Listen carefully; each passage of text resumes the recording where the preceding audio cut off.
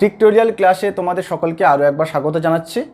ঠিক যেমনটা তোমরা থাম্বনেলে দেখেছো সেই অঙ্কটাই আমি এখানে বোর্ডে লিখে রেখেছি। এবার আমি তোমাদের সামনে দেখাবো কোনো রকম বোর্ড ওয়ার্ক ছাড়াই এই অঙ্কটাকে কিভাবে মাত্র 5 সেকেন্ডে করে দেখানো যায়। চলো তাহলে আমরা প্রথমে অঙ্কটাকে দেখে নিই। 1/6 6 1 5 90 54।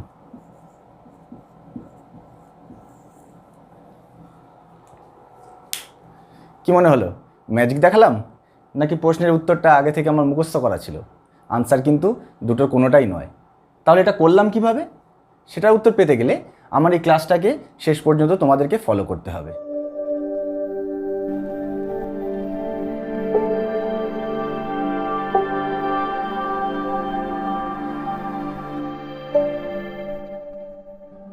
প্রফিট অ্যান্ড লস বা লাভ ক্ষতি এই চ্যাপ্টারের পার্ট 1-এর ভিডিওতে আমরা আলোচনা করেছিলাম যখনই কোথাও লাভের পার্সেন্টেজ বলবে সেটা সবসময় আমাদেরকে ধরে নিতে হবে কস্ট প্রাইস বা ক্রয় মূল্যের ওপরে বলেছে।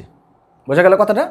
এবারে যদি কোনো সময় আমার প্রশ্নে বলে দেয় যে লাভের শতকরা ভাগ বা পার্সেন্টেজটা সেটা বিক্রয় মূল্য বা সেলিং প্রাইসের ওপরে রয়েছে, তাহলে সেক্ষেত্রে আমাকে কিন্তু ক্রয় মূল্য ধরে করলে হবে না, আমাকে সেক্ষেত্রে বিক্রয় মূল্য ধরে করতে হবে এবং সেখান থেকে প্রশ্নের প্রয়োজনে আমাকে সেটা ক্রয় মূল্যের পার্সেন্টেজে বার করতে হবে। তাহলে এখানে দেখো কোশ্চেনটাতে কি বলা আছে, a man purchased an item for 450 rupees. তাহলে একজন ব্যক্তি 450 টাকার একটি দ্রব্য ক্রয় করেছে and sold it at a gain of 16 and 2/3% on selling price. এখানে দেখো কি বলা আছে, সেলিং প্রাইস অর্থাৎ বিক্রয় মূল্যের ওপরে এত পার্সেন্ট লাভে বিক্রি করেছে। তাহলে এখানে আমাকে কোশ্চেনে মেনশন করে দিয়েছে যে এই যে লাভটা করেছে, যে গেইনটা করেছে বা লাভটা করেছে, যে প্রফিটটা করেছে সেটা সে সেলিং প্রাইসের ওপরে করেছে। কথা বোঝা গেল? কি জানতে চেয়েছে? ক্যালকুলেট দ্য সেলিং প্রাইস, অর্থাৎ সেই দ্রব্যের বিক্রয় মূল্যটা কত, এটা আমাকে জানতে চেয়েছে। এবারে এই ধরনের কোশ্চেনে আমি তোমাদেরকে শিখিয়েছিলাম পার্সেন্টেজ বা শতকরার যে ভিডিওতে আমি তোমাদেরকে বলেছিলাম যে এই ধরনের যখন ফ্র্যাকশন, এই ধরনের যখন পার্সেন্টেজ থাকবে সেগুলোকে ফ্র্যাকশানে কনভার্ট করে নিতে। তার ফলে কি হবে, আমাদের প্রশ্নের উত্তরটা বার করতে অতটা সময় লাগবে না। যদি আমরা এটা পার্সেন্টেজে রেখে দিয়ে করি তাহলে আমাদের করতে কিন্তু অনেকটা সময় চলে যাবে, যেটা আমাদের পরীক্ষার হলে একদমই করা চলবে না। তাহলে আমি তোমাদেরকে অনুরোধ করব, যারা আমার পার্সেন্টেজ বা শতকরা ক্লাসটা করোনি তারা আমার চ্যানেলে গিয়ে প্রথমে পার্সেন্টেজ বা শতকরা ক্লাসটা করো এবং তারপরে পার্ট 1-এর ভিডিওটা দেখো, তারপরে এই ক্লাসটা করো। বোঝা গেল কথাটা? তো সেখানে আমি একটা লিস্ট বলে দিয়েছিলাম, 10টা মোট পার্সেন্টেজ এবং তাদের সমমানের ফ্র্যাকশানের লিস্ট বলে দিয়েছিলাম। সেখানে এই যে ভ্যালুটা বলা ছিল সেটার যে মানটা ছিল, তোমাদের মধ্যে হয়তো আমার ক্লাস যারা করেছো তারা হয়তো এই মানটা অলরেডি জানো। সেখানে এই যে পার্সেন্টেজটা সেটার মান বলা ছিল 1/6। তাহলে এই যে পার্সেন্টেজ এটাকে যদি ফ্র্যাকশানে আমি লিখি ভ্যালুটা হবে 1/6। বোঝা গেল কথাটা? এবারে কোশ্চেনে দেখো কি বলেছে, একজন ব্যক্তি এত পার্সেন্ট বা এত ফ্র্যাকশন লাভ করেছে। কার ওপরে লাভ করেছে? সেলিং প্রাইসের ওপরে লাভ করেছে। আমি সবসময় একটা কথা কি বলি তোমাদেরকে, যার ওপরে বলবে বা যার রেসপেক্টে যার তুলনায় বলবে সেটা সবসময় নিচের ভ্যালুটা। তাহলে এখানে দেখো কার ওপরে বলেছে, সেলিং প্রাইসের ওপরে বলেছে বা বিক্রয় মূল্যের ওপরে বলেছে। তাহলে এই যে 6টা নিচে রয়েছে এটাকে আমি কি ধরবো, সেলিং প্রাইস বা বিক্রয় মূল্য। তাহলে দেখো এটাকে আমি লিখছি এসপি সেলিং প্রাইস বা বিক্রয় মূল্য। বোঝা গেল কথাটা? এবং দেখো লাভ করেছে, কতটা লাভ করেছে উপরেরটা কোশ্চেনে সেটাই বলা আছে। তাহলে উপরের যে 1 ইউনিট সেটা হবে লাভ। তাহলে এটা আমি কি লিখলাম, গেইন বা প্রফিট বা লাভ।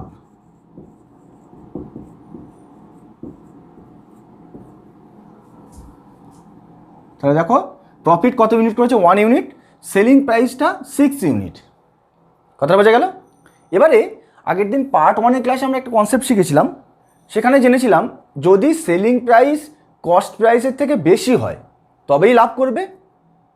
কস্ট প্রাইসের থেকে সেলিং প্রাইস যদি বেশি হয়, মানে যে দামে কিনছে তার তুলনায় যদি বেশি দামে বিক্রি করে তবেই তো লাভ করবে একজন মানুষ।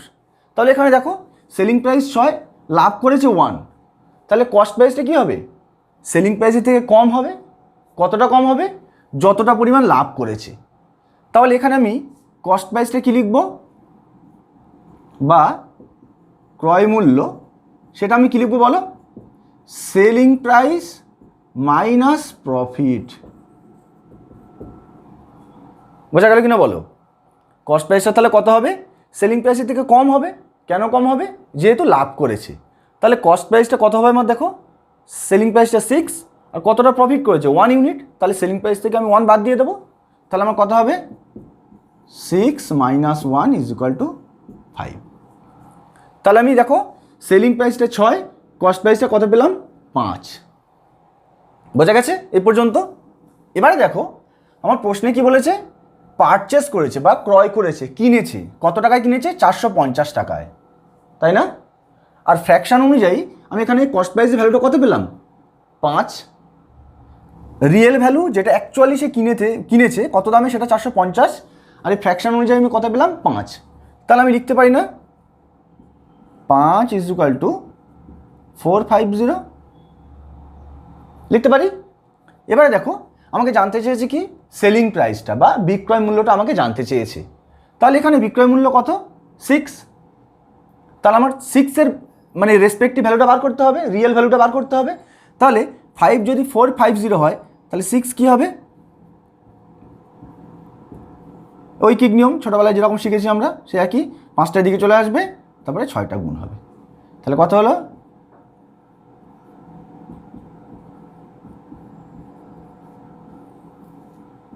540। বোঝা গেল প্রত্যেকের? প্রথমে আমি কি করলাম? এইটাকে জাস্ট ফ্র্যাকশানে করলাম। আমি তোমাদের পার্সেন্টেজ ক্লাসে 10টা এবং তার সঙ্গে আরও আনুষঙ্গিক 5 থেকে 7টা এবং বলেছিলাম যে অঙ্কের প্রয়োজনে যেসব ফ্র্যাকশানের ভ্যালুগুলো আমি তোমাকে বলে দেবো যে এইগুলো দরকার, পরীক্ষাতে সাধারণত আসে, সেগুলো তোমরা ওর সঙ্গে নোট ডাউন করে রাখবে। ওই যে লিস্ট দিয়েছিলাম তার সঙ্গে ওই ভ্যালুগুলোও নোট ডাউন করে রাখবে। তাহলে এই ভ্যালুটা সেখানে বলা ছিল 1/6 হয়। কেন 1/6 আমি লিখছি এইগুলো? কারণ যদি এইটাকে আমি করতে চাই ভেঙে, তাহলে কিন্তু অনেকটা টাইম চলে যাবে। আমরা কিন্তু পরীক্ষার হলে একটা কোশ্চেনের পিছনে অতটা সময় দিতে পারবো না, সেই জন্য এটাকে ফ্র্যাকশানে করেছি। 6 হয়েছে সেলিং প্রাইস। বোঝা গেল? যেহেতু বলেছে কি সেলিং প্রাইসের ওপর বা বিক্রয় মূল্যের ওপরে লাভ করেছে, আর যার ওপরে সেটা সবসময় বলেছি ফ্র্যাকশানের নিচেরটা হয়। তাহলে নিচেরটা আমার সেলিং প্রাইস। তাহলে লাভ করেছে কত? 1 ইউনিট। বোঝা গেল? তাহলে সেলিং প্রাইস থেকে যতটা লাভ করেছে সেটা যদি আমি বাদ দিই, আমি কী পাবো তাহলে? কস্ট প্রাইস বা ক্রয় মূল্য। তা সেটাই লিখেছি দেখো, 6 মাইনাস 1, তাহলে কত হচ্ছে? 5। তাহলে কস্ট প্রাইসটা পেলাম 5। আমি এখানে দেখো রিয়েল ভ্যালুটা কত বলে দিয়েছে কোশ্চেনে? 450। তাহলে 5 ইজ ইকুয়াল টু 450 লিখতে পারি। আমার বার করতে হবে কোনটা? সেলিং প্রাইস বা বিক্রয় মূল্যটা বার করতে হবে। তাহলে 6 ইজ ইকুয়াল টু কত? ক্যালকুলেট করে 540 হয়ে যাবে। এবারে এই কোশ্চেনটা আমি যে তোমাদেরকে মুখে মুখে 5 সেকেন্ডে দেখালাম, সেটা কীভাবে করবে দেখো। এটা 6 and 2/3 মানে কি 1/6। সেলিং প্রাইসের ওপরে লাভ বলেছে, তাহলে 1/6। 6 সেলিং প্রাইস, তাহলে কস্ট প্রাইস কত হবে? 5। 5 মানে 450, তাহলে 1 মানে কত? 90। 6 মানে কত? 540। পরবর্তী অঙ্কটাতে কি বলা আছে দেখো, a man sells a watch for a profit of 25% on SP. অর্থাৎ একজন ব্যক্তি বিক্রয় মূল্যের ওপরে, টার্মটা ভালো করে দেখবে, বিক্রয় মূল্যের ওপরে 25% লাভে একটা ঘড়ি বিক্রি করছে। কি জানতে চেয়েছে? Calculate the profit percentage on CP মানে কস্ট প্রাইস। তাহলে ক্রয় মূল্যের ওপরে লাভের পার্সেন্টেজটা কত সেটা জানতে চেয়েছে। বিক্রয় মূল্যের ওপরে লাভের পার্সেন্টেজটা বলে দিয়েছে, ক্রয় মূল্যের ওপরে লাভের পার্সেন্টেজটা আমাকে বার করতে হবে। তাহলে দেখো কনসেপ্টটা আমরা আগের অঙ্কে শিখলাম। কি বলেছে দেখো? 25%। 25% মানে কি? 1/4। 25% মানে কত? 1/4। তাহলে এই যে 1/4 ফ্র্যাকশন লাভ করেছে, কার ওপরে লাভ করেছে? দেখো সেলিং প্রাইসের ওপরে। তাহলে যার ওপরে করবে সেটা কি বলেছিলাম? নিচেরটা। তাহলে এটা কি হবে আমার? সেলিং প্রাইস বা বিক্রয় মূল্য। বোঝা গেল? তাহলে 4 আমার হলো কি? সেলিং প্রাইস বা বিক্রয় মূল্য। 1 যেটা সেটা কি লাভ করেছে, তাহলে 1 ইউনিট প্রফিট বা লাভ। দেখো লাভ করেছে মানে কি? সেলিং প্রাইসের থেকে ক্রয় মূল্য বা কস্ট প্রাইস সবসময় কম।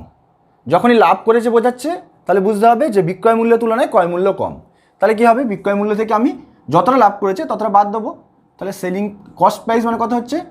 4 - 1 মানে 3, বোঝা গেল? ক্রয় মূল্য বা কস্ট প্রাইস, ক্রয় মূল্য বা কস্ট প্রাইস সেটা কত হলো? 3 হলো, বোঝা গেছে? এবার আমাকে কী বার করতে হবে দেখো, profit percentage on cost price. তাহলে কস্ট প্রাইসের ওপরে প্রফিট পার্সেন্টেজ আমাকে জানতে চেয়েছে। তাহলে কস্ট প্রাইস কত? 3, লাভটা তো 1ই, প্রফিটটা তো 1ই থাকবে, ওটা তো চেঞ্জ হবে না। তাহলে কী হবে? 1/3, কস্ট প্রাইস 3, প্রফিটটা 1, তাহলে কস্ট প্রাইসের ওপরে প্রফিট, তাহলে 1/3 পার্সেন্টেজ করলে কত হবে? এটা নিজেরাই পারবে, 33.33%। বোঝা গেল? তাহলে এই ধরনের যে কোনো প্রশ্নে যদি আমার প্রফিট পার্সেন্টেজ যদি আমার সেলিং প্রাইসের উপরে বলে দেয়, তাহলে সেখান থেকে আমি খুব সহজেই কস্ট প্রাইসের উপর প্রফিট পার্সেন্টেজটা বার করতে পারবো, কোনো অসুবিধা হবে না। পরের অঙ্কটাতে কী বলা আছে দেখো, on selling an item for ₹105 trader loses 9%। অর্থাৎ একটা দ্রব্য 105 টাকায় বিক্রি করাতে একজন ব্যবসায়ী কত পার্সেন্ট ক্ষতি হয়েছে? 9%। বোঝা গেল? To gain 30% he should sell the item at what price. তাহলে এবারে কি বলছে, যদি 30% সে লাভ করতে চায় সেই জিনিসটা বিক্রি করাতে, তাহলে তাকে কত দামে বিক্রি করতে হবে? কোশ্চেনটা বোঝা গেছে প্রত্যেকের? এবার দেখো, এখানে আগের কোশ্চেনগুলোতে কী দেখাচ্ছিলাম, সেলিং প্রাইসটা বলে দিয়েছিল, প্রফিট পার্সেন্টেজটা বলে দিয়েছিল সেলিং প্রাইসের ওপরে। এখানে কিন্তু কিছু বলা নেই, দেখো যে লসটা করেছে বা কত পার্সেন্ট গেইন করবে সেটা কিন্তু কারোর উপরে বলা নেই। তাহলে আমি কি বললাম, যখন বলা থাকবে না তখন আমাকে সবসময় ধরে নিতে হবে ওটা কস্ট প্রাইস বা ক্রয় মূল্যের ওপরেই বলেছে। বোঝা গেছে এটা? এবারে দেখো, তাহলে এখানে আমাকে বলেছে 9% লস করেছে। কতটা লস করেছে? 9%। তাহলে 9% মানে কত? 9/100, 9% মানে 9/100। এবারে তাহলে 9 ইউনিট লস করেছে কতর এগেনস্টে? 100-র এগেনস্টে। তাহলে এই 100টা কী হবে? কস্ট প্রাইস হবে না সেলিং প্রাইস হবে? কিছু বলা নেই, দেখো কার ওপরে লস করেছে কিছু বলা আছে কি? লসেস 9% জাস্ট বলা আছে। তাহলে কিছুর ওপর বলা নেই মানে কার ওপর বুঝতে হবে আমার? কস্ট প্রাইসের ওপর। এই কনসেপ্ট আমরা প্রত্যেকেই জানি। তাহলে 100 = কি? কস্ট প্রাইস বা ক্রয় মূল্য। বোঝা গেল এই পর্যন্ত সকলের? এবারে দেখো 9 ইউনিট লস করেছে, তাহলে এটা লস বলেই দেওয়া আছে কোশ্চেনে, বা ক্ষতি। এবারে দেখো ক্ষতি হচ্ছে, ক্ষতি কখন হবে? আমি যে দামে কিনেছি তার তুলনায় যদি কম দামে বিক্রি করি তবে আমার ক্ষতি হবে। তাহলে এখানে দেখো 100 টাকায় কিনেছি আমি, ব্যবসায়ী কিনেছে 100 টাকায়, 9 ইউনিট ক্ষতিতে বিক্রি করছে। তাহলে যেটা বিক্রয় মূল্য বা সেলিং প্রাইস যেটা হবে সেটা 100 তুলনায় কম হবে। কতটা কম হবে? 100 - 9। বোঝা গেল কথাটা? তাহলে এখানে আমি কি লিখব? সেলিং প্রাইস বা বিক্রয় মূল্য সেটা কতটা হবে দেখো, 100 - 9 মানে 91। বোঝা গেল এটা প্রত্যেকের? 91। এবারে দেখো আমার সেলিং প্রাইসটা আমি পেলাম, রেসপেক্টিভ ভ্যালুটা কত? 91 মানে 91, 91। আমার দেখো এখানে বলে দিয়েছে রিয়েল ভ্যালু একটা বলা আছে না, 105। তাহলে 105 টাকায় সে বিক্রি করেছে মানে সেটাই সেলিং প্রাইস। এখানে কত বলা পেলাম আমি? 91। তাহলে আমি লিখতে পারি 91 = 105 লিখতে পারি এটা। কোশ্চেন আমার কি জানতে চেয়েছে? 30% লাভে বিক্রি করতে গেলে তাকে কত টাকায় বিক্রি করতে হবে, অর্থাৎ 30% লাভ পেতে গেলে তাকে কত টাকায় বিক্রি করতে হবে এটা আমাকে বলেছে। এবার দেখো 30% লাভ, 30% মানে কি? 30/100, তাই না? তাহলে এখানে 30/100 লাভ, তাহলে এটা কি হবে? কস্ট প্রাইস হবে একই রকমভাবে। সেকেন্ড কন্ডিশনটা, এটা কস্ট প্রাইস হবে 100, তাহলে লাভটা কতটা? এটা 30, এটাই প্রফিট। বোঝা গেল? একই রকম জিনিস, 100টা কস্ট প্রাইস, 30টা প্রফিট। তাহলে এখানে সেলিং প্রাইস কত? 130। সেলিং প্রাইসটা কত হচ্ছে 100 plus 30, cost price plus profit, সেটাই সেলিং প্রাইস। তাহলে 100 প্লাস 30 কত 130। তাহলে এই 130-এর ভ্যালুটা আমার রিয়েল ভ্যালুটা বার করতে হবে। তাহলে 91 মানে 105, তাহলে 130 মানে কত হবে? ঐকিক নিয়ম একই রকম, 105/91 ইন্টু 130,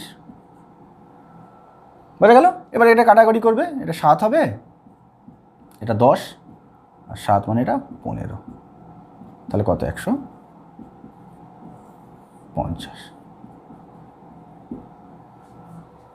বোঝা গেল প্রত্যেকের জিনিসটা? এবার দেখো এই যে জিনিসগুলো আমি লিখলাম, এগুলো তোমরা প্রথমবার দেখছো বলে তোমাদেরকে লিখতে হবে খাতাতে। তোমরা আমি যখন যেরকমভাবে করাচ্ছি খাতাতে জাস্ট এইভাবেই লিখে নেবে। প্রয়োজন মতো তোমাদের নিজেদের সুবিধা মতো আরও কিছু কথা যদি তোমরা পাশে অ্যাড করতে চাও সেগুলো লিখে নিতে পারো। কিন্তু যত তোমরা প্র্যাকটিস করবে কোনো একটা স্ট্যান্ডার্ড বই থেকে এই ধরনের কোশ্চেনগুলো দেখবে, এই সব স্টেপগুলো তোমাকে করতেই হবে না, তুমি দেখেই বলে দিতে পারবে। দেখো 9% লস মানে আমার বিক্রয় মূল্য হবে 91, তাহলে 91 = 105, 30% গেনে বিক্রি করতে হচ্ছে, 30% লাভ মানে কি বিক্রয় মূল্য হবে 130, 130, তাহলে 91 মানে 105, 130 মানে কত, মুখে মুখেই হয়ে যাবে। কোনো রকম কিন্তু কোনো ফর্মুলা মুখস্থ করতে হচ্ছে না আমাকে, জাস্ট কনসেপ্টটা বুঝলেই হয়ে যাবে। বোঝা গেল? চলো তাহলে আমরা পরের অঙ্কটা দেখে নিই। পরবর্তী কোশ্চেনটাতে কি বলা আছে দেখো, a man sells 2 pipes each at ₹12। একজন বিক্রেতা দুটো পাইপ বিক্রি করছে, দুটো কত দামে বিক্রি করছে 12 টাকা করে। দুটোর মোট দাম কিন্তু 12 টাকা নয়, দুটোর প্রত্যেকটা 12 টাকা দামে বিক্রি করছে। কি বলছে এবারে, he gains 20% one and losses 20% one another। অর্থাৎ একটাতে 20% লাভ করছে 12 টাকায় বিক্রি করে, আরেকটা 12 টাকায় বিক্রি করে 20% ক্ষতি হচ্ছে। কি জানতে চেয়েছে, calculate the total gain or loss, অর্থাৎ কত টাকা লাভ বা ক্ষতি করেছে সেটা আমার জানতে চেয়েছে। কোশ্চেন বোঝা গেছে? এবার এই ধরনের কোশ্চেন আমরা সাধারণত কী করে থাকি, যদি এরকম দেওয়া থাকে, দুটো যদি সেম রেট দেওয়া থাকে, একটা লস একটা ক্ষতি, এবং দুটো যদি একই দামে বিক্রি করে, আমরা সাধারণত কী করি 20 × 20 মানে কত হচ্ছে 400/100, বা এটা দেখেই বলে দেওয়া যায় যে 4% লস, এরকমভাবে আমরা করে দিই। বা সাকসেসিভ যে ফর্মুলা আছে x+y করে x+y + xy/100 প্লাস মাইনাস যখন যেরকম থাকবে সেই অনুযায়ী ব্যবহার করে আমরা সেটা করতে পারি। কিন্তু সেটা কখন হবে, সেটা যদি পার্সেন্টেজে বলা থাকতো। বোঝা গেছে? এখানে কিন্তু আমার কি বলেছে, টোটাল গেইন অর লস। তাহলে ওটা যেটা বেরোতো সেটা কিন্তু পার্সেন্টেজে বেরোতো। কার ওপরে পার্সেন্টেজ সবসময় কার হয় বলেছি, কস্ট প্রাইসের ওপর। এখানে কিন্তু কস্ট প্রাইস বলে দেওয়া নেই, তাহলে কস্ট প্রাইসটা আমার কিন্তু বলে দেওয়া নেই, আমার বলে দেওয়া আছে সেলিং প্রাইস। তাহলে ওটাকে আবার কিন্তু তোমার কস্ট প্রাইসে কনভার্ট করতে হবে এবং তার এগেনস্টে আবার বার করতে হবে। তাতে কী হবে, শুরুতে আনসারটা পেয়ে গেলেও পার্সেন্টেজে আমাকে আলটিমেট করতে কিন্তু অনেকটা টাইম লেগে যাবে। তাহলে আমরা এই ধরনের কোশ্চেন ওই রকম ফর্মুলা ব্যবহার করে করা শিখবো না। আমরা যেটা শিখবো কি, কনসেপ্টটা শিখবো, কীভাবে করা যায় এই জিনিসগুলো খুব সহজভাবে, কোনো রকম ফর্মুলা ছাড়াই। দেখো তাহলে দুটো কন্ডিশন দেখো, একটা 20% লাভ, একটা 20% ক্ষতি। তাহলে আমি দুটো কন্ডিশন এখানে লিখছি, 20% একটা লাভ, 20% মানে কত বলো 1/5, জানি প্রত্যেকে এটা 20% মানে 1/5। এবার এখানে আমি এক জায়গায় লিখলাম সিপি, আর এক জায়গায় লিখলাম এসপি, সেলিং প্রাইস আর কস্ট প্রাইস, দুটো পাইপের। এটা প্রথম পাইপের ক্ষেত্রে 20% লাভ হয়েছে 1/5, তার কস্ট প্রাইস আর সেলিং প্রাইসে লিখবো। আর আরেকটা ক্ষেত্রে দেখো কি বলেছে 20% মানে সেটাও 1/5, সেটা কি আমার ক্ষতি। বোঝা গেল এই পর্যন্ত?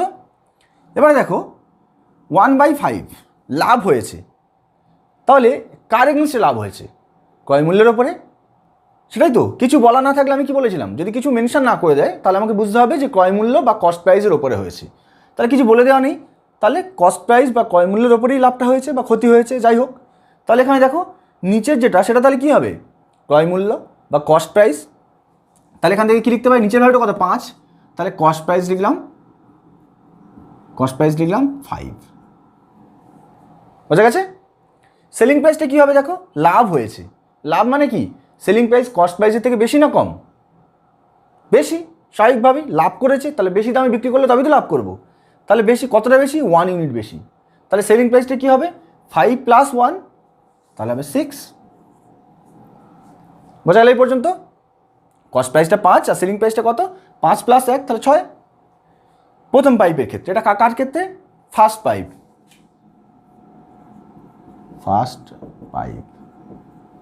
আর এটা কার ক্ষেত্রে হবে? Second pipe. বোঝা গেল? সেকেন্ড পাইপটা কী হবে দেখো, তাহলে একই ক্রয় মূল্য, একই কত? 5। ক্রয় মূল্য কত? 5ই হবে, তাহলে 5ই লিখলাম। সেলিং প্রাইস বা বিক্রয় মূল্যটা কত হবে দেখো, এখানে ক্ষতি বলেছে। ক্ষতি মানে কি? সেলিং প্রাইসটা কি? ক্রয় মূল্য থেকে কম। আমি যে দামে কিনেছি তার তুলনায় কম দামে বিক্রি করছি, তবেই আমার ক্ষতি হচ্ছে। তাহলে কতটা কম দামে বিক্রি করছি দেখো? 1। তাহলে সেলিং প্রাইসটা কী হবে? 5 - 1। তাহলে এখানে লিখবো কি? 4। বোঝা গেল এটা প্রত্যেকের? 5 4 ক্ষতি হচ্ছে, সেলিং প্রাইসটাই কম, এটা লাভ হচ্ছে, তাই 5, সেলিং প্রাইস 6। এবার আমার কোশ্চেনে কি বলা আছে দেখো, দুটো পাইপের সেলিং প্রাইস কিন্তু সেম। দুটো পাইপের সেলিং প্রাইস সেম। এখানে সেলিং প্রাইস সেম রয়েছে? নেই। তাহলে 6 আর 4, তাহলে এই দুটো আমার ভ্যালু সেম করতে হবে, যেহেতু আমার কোশ্চেনে বলে দেওয়া আছে দুটো সেম ভ্যালু। এবার আমরা কি জানি, দুটো বা তার বেশি ইউনিটের ভ্যালু সেম করতে গেলে কী করতে হয়? তাদের লসাগু করতে হয়। তাহলে এখানে আমরা সিম্পল লসাগু যাব না, আমরা কি করব? জাস্ট গুণ করে দেবো। এটাকে এটা দিয়ে গুণ করব, আর এটাকে এটা দিয়ে গুণ করব। তাহলে এটা ইন্টু 4, এটা ইন্টু 6, তাহলে কত হবে? এটা 24, এটাও হবে কত? 24।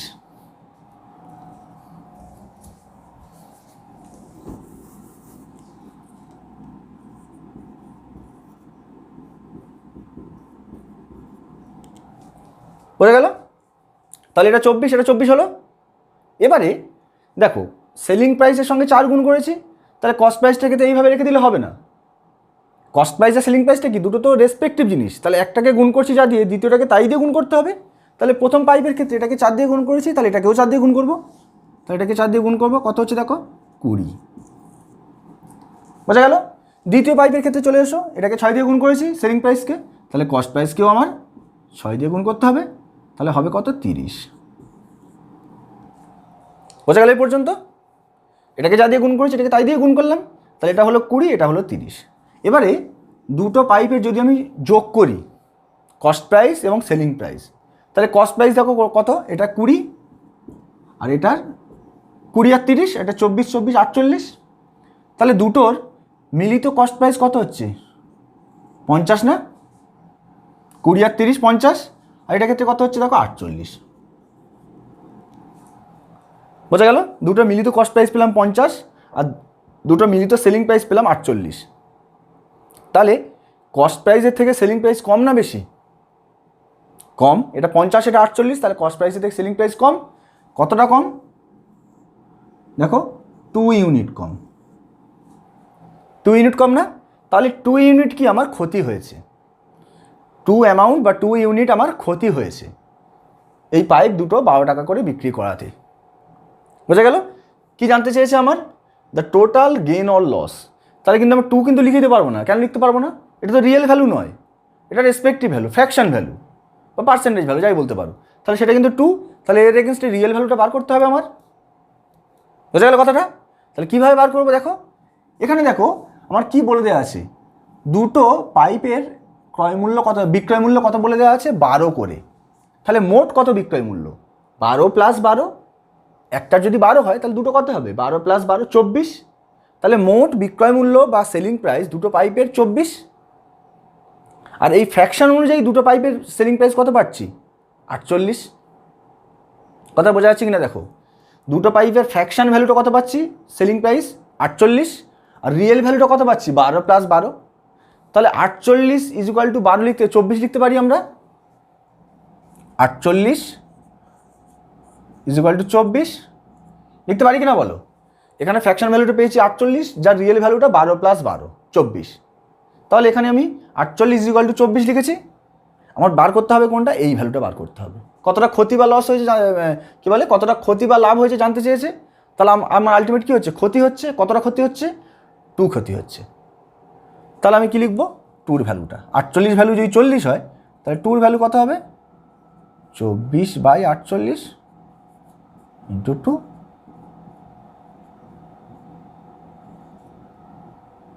তাহলে কত হচ্ছে 1।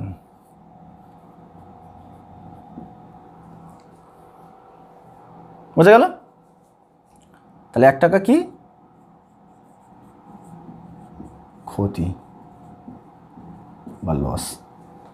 তাহলে 1 টাকা আমার ক্ষতি হলো বা লস হলো। বোঝা গেছে? যদি পার্সেন্টেজ বার করতে তাহলে 4%। দেখো 2, 50-এর মধ্যে 2, তাহলে 100-এর মধ্যে কত হবে 4, 4% ক্ষতি হচ্ছে। কিন্তু আমার কি বলেছে, আমার এখানে কত টাকা ক্ষতি হচ্ছে, তাহলে আমি কত পেলাম 1 টাকা ক্ষতি হচ্ছে। কোশ্চেনটা বোঝা গেল? এবার এই ধরনের কোশ্চেন তোমার যদি 20-এর জায়গায় 25 দেয়, এটা যদি 30 দেয়, কোনো অসুবিধা নেই। দুটো যে একই দিতে হবে তার কোনো মানে নেই, বা দুটো যে তোমার একটা লাভ একটা লস দিতে হবে তারও কোনো মানে নেই। যদি দুটো লাভ দেয় তাহলে কি হবে, এখানে একই রকমভাবে এটা ক্ষতির যে কম লিখেছিলাম এটা সেই একই রকমভাবে দুটো হবে, সেলিং প্রাইসটা বেশি হবে। বোঝা যাচ্ছে? ভ্যালু যাই দিক না কেন আমরা যদি কনসেপ্টটা শিখে যাই এই অনুযায়ী আমরা করতে পারবো, এইরকম টাইপের যে কোনো অঙ্ক দিক না কেন। বোঝা গেল? চলো তাহলে পরের অঙ্কটা দেখে নেওয়া যাক। পরবর্তী কোশ্চেনটাতে কি বলা আছে দেখো, এ বট 2 items ফর 360 রুপিস। এ দুটো জিনিস কিনছে, কত দামে কিনছে 360 টাকায়। প্রতিটা দাম 360 টাকা নয় কিন্তু, মোট দুটোর দাম 360 টাকা। এবার কি বলছে, he sold one at 25% profit, another at 20% loss. এবং তার মধ্যে একটা 25% লাভে বিক্রি করছে, অন্যটা বিক্রি করছে 20% লসে। Calculate the total loss or gain. তাহলে এই টোটাল ট্রানজাকশানে বা টোটাল কেনা বেচায় তার কত টাকা লাভ বা ক্ষতি হচ্ছে। বোঝা গেল কোশ্চেনটা? এবার দেখো এখানে একটা কন্ডিশন বলেছে, কি বলেছে, সেলিং প্রাইস বা এসপি সেম। অর্থাৎ যে দুটো জিনিস বিক্রি করছে সেই দুটো জিনিসের সেলিং প্রাইসটা সেম, কস্ট প্রাইস আলাদা, সেলিং প্রাইসটা সেম, বিক্রয় মূল্য একই। বোঝা গেল? চলো তাহলে এটা আমরা আগের অঙ্কের কনসেপ্ট দিয়েই করব। কিভাবে করব? প্রথমে দেখো কত কি বলেছে আমার 25%। তাহলে 25% মানে কি 1/4, এটা কি আমার লাভ, তাই না? 25% লাভ করেছে। আর সেকেন্ড কন্ডিশনে আমার কি দেখো, বা সেকেন্ড আইটেমের ক্ষেত্রে 20% লস। 20% মানে 1/5, তাহলে এটা আমার ক্ষতি। তাহলে একই রকমভাবে একটা কস্ট প্রাইস আর একটা সেলিং প্রাইস করলাম। বোঝা গেল? তাহলে কস্ট প্রাইস প্রথমটার ক্ষেত্রে কত, নিচেরটা সবসময় বলেছি কস্ট প্রাইস। তাহলে দেখো 4, 1 ইউনিট লাভ করেছে, লাভ করেছে না? তা লাভ করেছে মানে কি, কস্ট প্রাইসটা কি সবসময় বেশি হবে, তাহলে 4 + 1 তাহলে 5। বোঝা গেল? এটার ক্ষেত্রে কী হবে, কস্ট প্রাইসটা 5, সেলিং প্রাইসটা কী হবে দেখো ক্ষতি হয়েছে, তাহলে সেলিং প্রাইসটা কি কস্ট প্রাইস থেকে কম হবে। তাহলে কস্ট প্রাইস যদি 5 হয় তাহলে এটা কত হবে, 5 থেকে 1 বিয়োগ, তাহলে হবে 4। বোঝা গেল এই পর্যন্ত? এবার দেখো কোশ্চেন আমার কি, সেলিং প্রাইস বা বিক্রয় মূল্য একই দুটোর, এটা ফার্স্ট আর এটা সেকেন্ড, বিক্রয় মূল্য কি সেম রয়েছে? সেম নেই। তাহলে আমার বিক্রয় মূল্য একই করতে গেলে আমার কি হবে, এটাকে এটা দিয়ে গুণ করব আর এটাকে এটা দিয়ে গুণ করব। তাহলে 5কে 4 দিয়ে গুণ করছি 20, এটাকে যদি 5 দিয়ে গুণ করি তাহলে এটাও এলো 20। এবারে একটাকে দিয়ে গুণ করলে হবে না, তার সেলিং প্রাইসকে যেটা দিয়ে গুণ করেছি কস্ট প্রাইসকে দিয়েও সে একই দিয়ে গুণ করতে হবে। তাহলে এটাকে 4 দিয়ে গুণ করেছি, এটাকেও 4 দিয়ে গুণ করব, তাহলে কত এলো 16। তাহলে এটাকে 5 দিয়ে গুণ, এটাকেও 5 দিয়ে গুণ করতে হবে, তাহলে কত হচ্ছে আমার 25।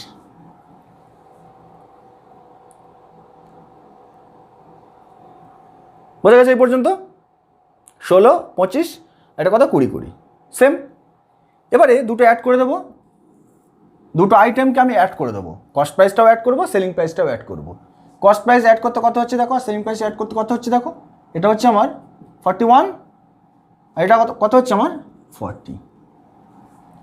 দেখো এটা 41, এটা 40, তাহলে কস্ট প্রাইসের থেকে সেলিং প্রাইস কী হচ্ছে, কম হচ্ছে। তাহলে কস্ট প্রাইসের থেকে সেলিং প্রাইস যখন কম হবে তাহলে আমার সেক্ষেত্রে কী হবে, ক্ষতি হবে। তাহলে আমি ক্ষতি লিখব। কতটা ক্ষতি দেখো, 1 ইউনিট কম, তাহলে 1 অ্যামাউন্ট লস, 1 ইউনিট লস। কিন্তু এই 1টা তো আমি ডাইরেক্ট বসে দিতে পারি না, কেন বসাতে পারি না? এটা তো রেসপেক্টিভ ভ্যালু। এই যে ইউনিটের ভ্যালুগুলো পেলাম এগুলো সব রেসপেক্টিভ ভ্যালু, এগুলো কিন্তু রিয়েল ভ্যালু নয়। আমার কোশ্চেনে কিন্তু পার্সেন্টেজ জানতে চাইনি, কোশ্চেনে কি জানতে চেয়েছে? রিয়েল ভ্যালুতে কত টাকা লস বা লাভ হয়েছে। তাহলে লাভের প্রশ্নই আসছে না, আমার লস হয়েছে। এখানে প্রথমে একটা উত্তর আমরা পেয়ে গেলাম, লস হয়েছে। এবারে কত টাকা লস হয়েছে কীভাবে করব? দেখো এখানে আমার মোট ভ্যালুটা কত বলে দিয়েছে? 360। 360টা কি? টোটাল ক্রয় মূল্য। 360টা আমার কি? টোটাল ক্রয় মূল্য। তাহলে টোটাল ক্রয় মূল্য কত দেখো? 41 না? দুটো টোটাল ক্রয় মূল্য কত? 41 তো। তাহলে আমি লিখতে পারি কি? 41 ইজ ইকুয়াল টু 360 লিখতে পারি। এটা দুটো ক্রয় মূল্য টোটাল 41, সেই ক্রয় মূল্যটাই তো বলে দিয়েছে 360, তাই তো? হ্যাঁ, বট মানে দুটো কিনেছে 360। আমার বার করতে হবে কত? 1 ইউনিটের ভ্যালুটা বার করতে হবে। তাহলে 1 মানে কত? 41।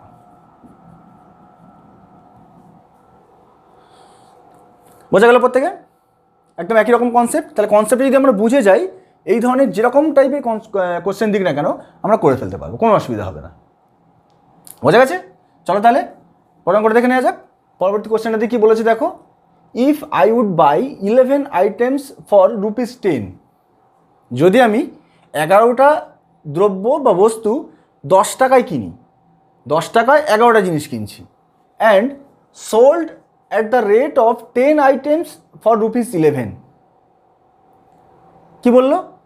10 টাকায় 11টা জিনিস কিনছি, বিক্রি করছি কীরকমভাবে? 11 টাকায় 10টা।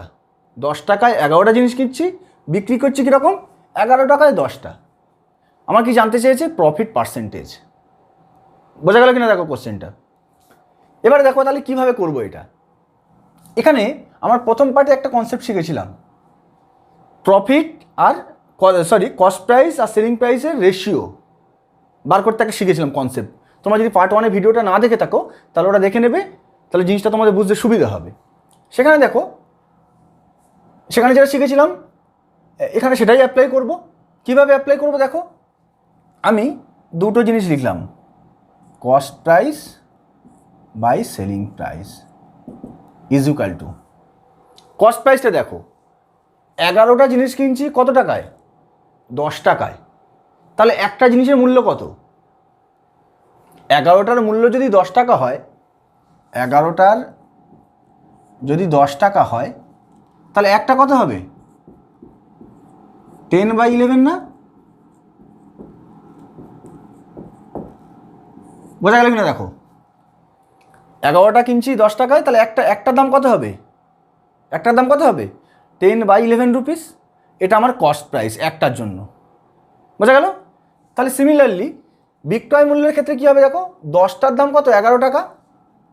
10টার দাম 11 টাকা, তাহলে একটার দাম কত হবে? 11/10। এটা কস্ট প্রাইস আর এটা সেলিং প্রাইস। বোঝা গেল এই পর্যন্ত? দেখে দেখে তো মুখে মুখেই হয়ে যাবে। দেখো 10/11 আর 11/10, তাহলে কস্ট প্রাইস পেলাম 10/11 আর সেলিং প্রাইস কত? 11/10। জাস্ট ভ্যালুটা বসিয়ে দেবো এখানে। কস্ট প্রাইসটা কত? 10/11 আর সেলিং প্রাইসটা কত? 11/10। বোঝা গেছে? তাহলে কী হবে এটা ওপর নিচে করলে?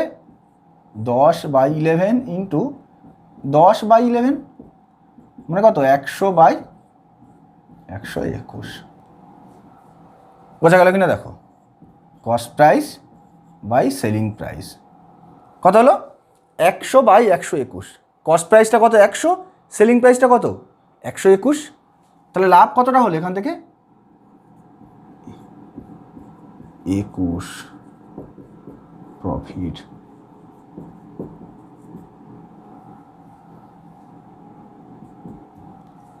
বোঝা গেল? তা লাভ কতটা হলো দেখো? 21 লাভ হলো। কি জানতে চেয়েছে? প্রফিট পার্সেন্টেজ জানতে চেয়েছে। তাহলে আমি কি বলি, এখানে দেখো 21টা যেটা বলা আছে এটা কি? লাভ বলা আছে। কার রেসপেক্টে হবে? কস্ট প্রাইসের রেসপেক্টে। কস্ট প্রাইসটা কত? 100ই ধরা আছে। তাহলে 100 যদি হয় তাহলে যে ভ্যালুটা বেরোবে সেটাই পার্সেন্টেজ। পার্সেন্টেজ মানে কি? 100-র মধ্যে তো, তাহলে কস্ট প্রাইসটা তো 100ই রয়েছে, তাহলে 21টাই কী হবে? Percentage.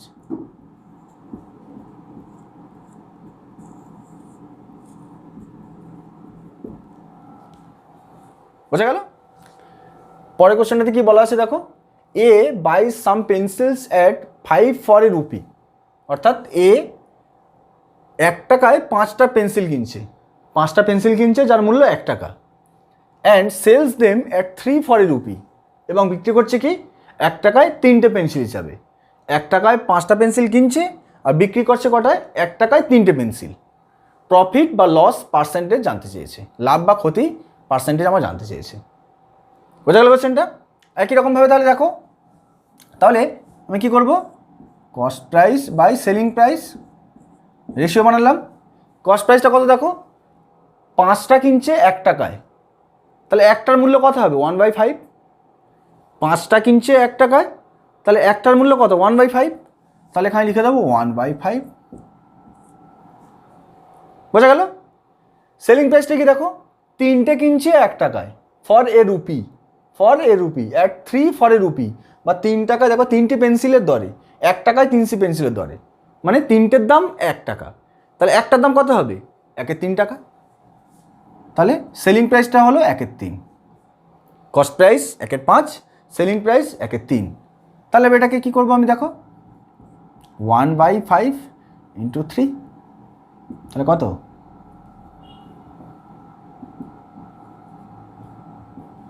3/5 cost price by selling price, কত হলো 3/5, কস্ট প্রাইসটা 3, সেলিং প্রাইসটা 5, তা লাভ হচ্ছে না লস হচ্ছে, কস্ট প্রাইসের থেকে সেলিং প্রাইস কি বেশি, তাহলে লাভ হচ্ছে, তাহলে কতটা লাভ হচ্ছে 2, তাহলে 2 ইউনিট প্রফিট হচ্ছে। বোঝা গেল? এবারে কিন্তু আমার পার্সেন্টেজটা কিন্তু 100-এর মধ্যে নেই, আগেরটায় দেখো 100-এর মধ্যে ছিল, কস্ট প্রাইস 100-এর রেসপেক্টে ছিল, এখানে কিন্তু 3-এর রেসপেক্টে রয়েছে, তাহলে কিন্তু আমাকে পার্সেন্টেজ বার করতে গেলে 100 রেসপেক্ট বার করতে হবে। তাহলে কত হবে সেক্ষেত্রে, প্রফিটটা 2 কার রেসপেক্টে বার করতে হবে সবসময়, কস্ট প্রাইসের রেসপেক্টে, তাহলে 2/3 ইন্টু 100, 100-এর মধ্যে তাই 100, তাহলে কত হবে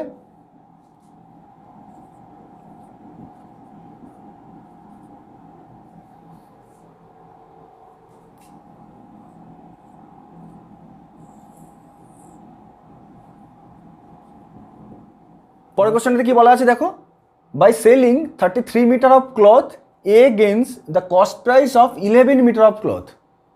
এ 33 মিটার কাপড় বিক্রি করছে, তার দরুন কত টাকা লাভ করছে, সেই কাপড়ের 11 মিটারের যে ক্রয় মূল্য সেই টাকার সেই অ্যামাউন্টে টাকাটা লাভ করছে। কি জানতে চেয়েছে, ফাইন্ড দ্য গেইন পার্সেন্ট, অর্থাৎ লাভের পার্সেন্টেজ কতটা ওভারঅলের উপরে। বোঝা গেছে কোশ্চেনটা? চলো এই ধরনের কোশ্চেন আমরা কীভাবে করবো, প্রথমে দেখো এখানে তোমরা প্রথমে একটা কনসেপ্ট বুঝবে। কনসেপ্টটা কি, এ 33 মিটার কাপড় বিক্রি করেছে, কত মিটার কাপড় বিক্রি করেছে 33 মিটার কাপড়,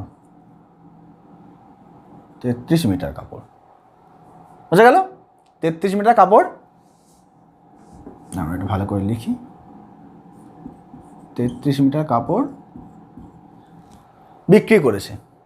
এবারে 33 মিটার কাপড় যখন বিক্রি করছে, তাকে প্রথমে 33 মিটার কাপড় কিনতে হয়েছিল, তো তার জন্য একটা দাম দিয়ে কিনতে হয়েছিল, আর 33 মিটার কাপড়টা বিক্রি করছে একটা দাম দিয়ে, তাহলে সেই দুটোর যে পার্থক্য সেটাই তো ওভারঅল লাভ। কথা বোঝা যাচ্ছে কিনা প্রথমে ভালো করে দেখো, 33 মিটার কাপড় বিক্রি করছে, সেটা মনে করো 200 টাকায় বিক্রি করছে সাপোজ। এবারে 33 মিটার কাপড় বিক্রি করছে মানে কি, তাকে তো প্রথমে 33 মিটার কাপড় কিনতে হয়েছিল, তাহলে সেটা মনে করো 100 টাকা, তাহলে 200 থেকে 100 বিয়োগ করলে তবেই তো আমি লাভটা পাবো। তাহলে এখানে আমি লিখতে পারি না 33 মিটার যার এসপি মাইনাস 33, আচ্ছা মিটারটা বাদই দিই,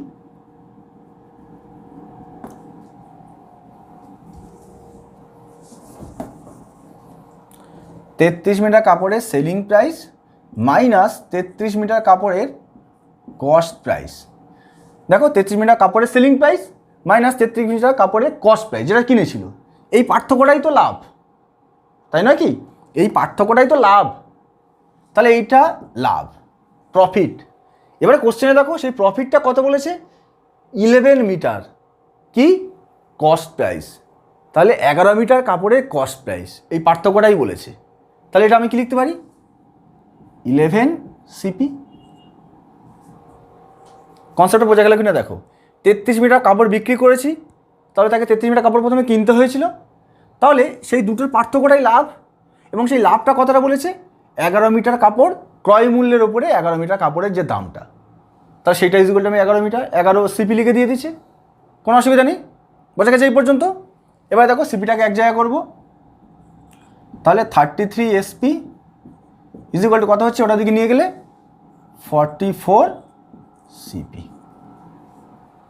বোঝা গেল? সিপি বাই এসপি কত হবে তাহলে, 11×3=4। তাহলে সিপি বাই এসপি তাহলে কত হবে, 3/4। বুঝতে পারলাম এই পর্যন্ত? সিপি আর এসপিটা কত হলো, 3/4। কস্ট প্রাইসটা 3, সেলিং প্রাইসটা 4, ক্রয় মূল্যটা 3, বিক্রয় মূল্য কত, 4। তাহলে লাভ কতটা হলো, 1 প্রফিট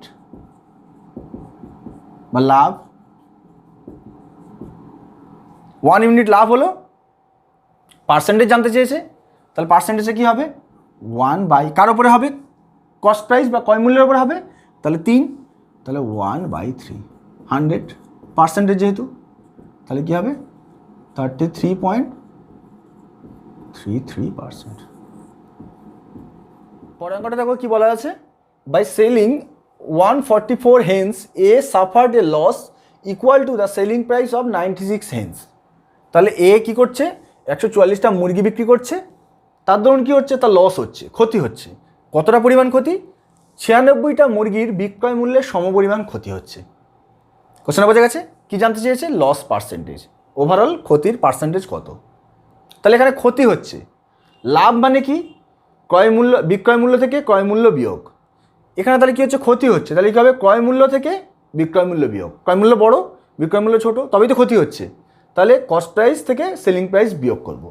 তাহলে দেখো 144টা মুরগি বিক্রি করছে, তাহলে তাকে প্রথমে 144টা মুরগি তাকে কিনতে হয়েছে, তাহলে কি লিখব, 144 সিপি, বোঝা গেছে, মাইনাস 144 এসপি। এটা প্রথমে কিনতে হয়েছে, এটা বিক্রি করেছে। কেন আগে সিপি লিখলাম, কারণ ক্ষতি হচ্ছে, সিপিটা বড় তাই আগে লিখেছি। ইজ ইকুয়াল টু কতটা ক্ষতি হচ্ছে দেখো, 96টা মুরগির বিক্রয় মূল্যের সমান, তাহলে 96 এসপি। তাহলে এখান থেকে আমার কি করব, 144 সিপি, ওটা ওদিকে নিয়ে গেলে কত হবে, 140 আর 240 এসপি। তাহলে এখান থেকে আমি সিপি বাই এসপিটা বার করবো, রেশিওটা কত হচ্ছে দেখো, 240/144 হচ্ছে। তাহলে 4 দিয়ে যদি হয়, 6 0 4 3 4 12 4 4 24 6 6 6 10 2 5 2 3, তাহলে কত হচ্ছে, 5/3। সিপি বাই এসপি কত হলো, 5/3। সিপিটা 5, এসপিটা 3। দেখো কম হয়েছে স্বাভাবিকভাবে, লস হয়েছে। কতটা লস হয়েছে, 2 অ্যামাউন্ট লস হয়েছে, 2 ইউনিট লস হয়েছে। পার্সেন্টেজ জানতে চেয়েছে, তাহলে কত হবে, 2 বাই, নিচে কি লিখবো, 3 লিখবো না 5 লিখবো, 5 লিখবো। কেন 5 লিখবো, কারণ কস্ট প্রাইসের রেসপেক্টে, তাহলে 5। তাহলে লাভ হোক ক্ষতি হোক যাই হোক, সবসময় আমাদের কার রেসপেক্টে হবে, কস্ট প্রাইসের রেসপেক্টে বা ক্রয় মূল্যের রেসপেক্টে। তাহলে 2/5 × 100, তাহলে কত হচ্ছে দেখো, 40%।